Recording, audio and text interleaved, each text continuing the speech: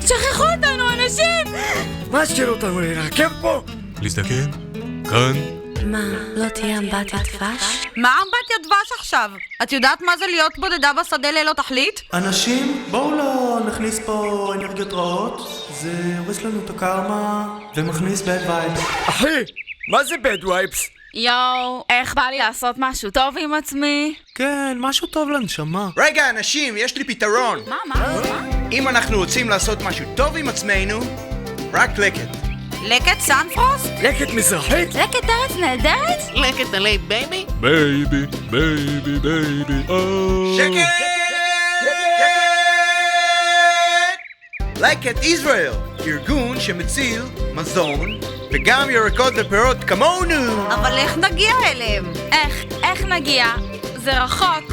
יואו, אימא'לה. שמישהו יזמין מונית. היי, אנשים, מישהו שכח כאן טלפון.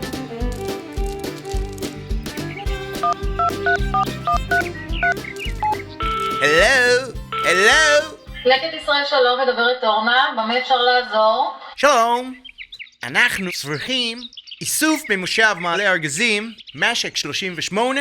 אוקיי, מיד שולחת לך משאית איסוף בצוות לקט. רק תאמר לי אדוני, מי אני מדברת?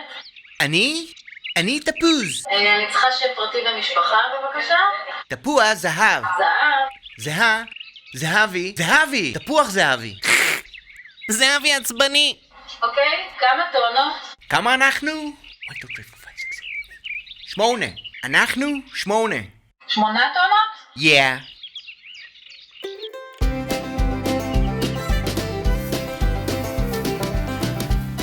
איזה כיף, כותבים אותי סוף סוף.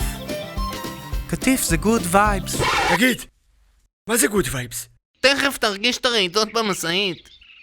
עכשיו אתה רגוע זאבי?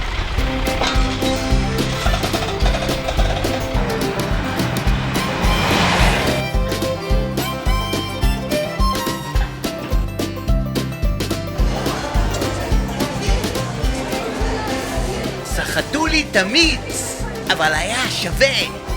חם לי, נעים לי וטוב לי. סוף סוף הגשמתי את עצמי. זאת הגשמה של חום ואהבה. היי חבר'ה, גם אתם מלקט?